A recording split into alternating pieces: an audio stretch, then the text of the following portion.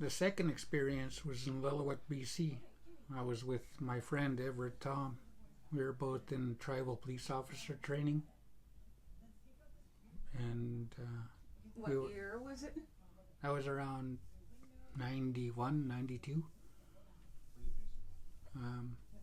We were out patrolling the reserve, and it was Sunday.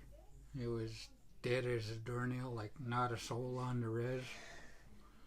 So we got bored, and I know Sensei will probably knock me out for this, but we went up in the mountains. He said, "Yeah, let's check out the 4x trails, show you where I hunt and stuff." It's like, sure.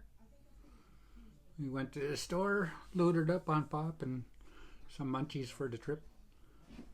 Went up in the mountains, and he was showing me where he got his deer up there, and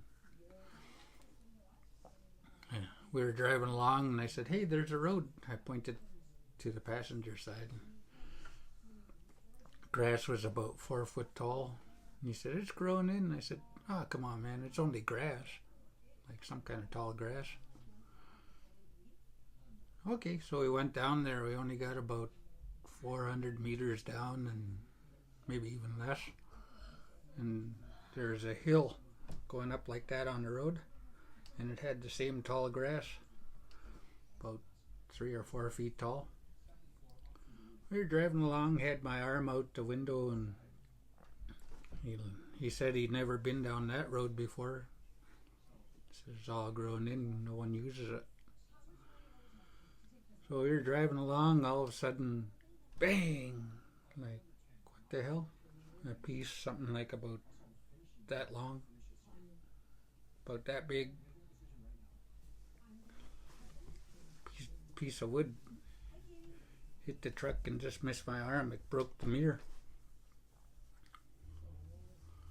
I was like, where'd that come from? I looked up, and just on top of that hill, it was standing there looking at us. Bigfoot? It was a Sasquatch, Bigfoot. I screamed.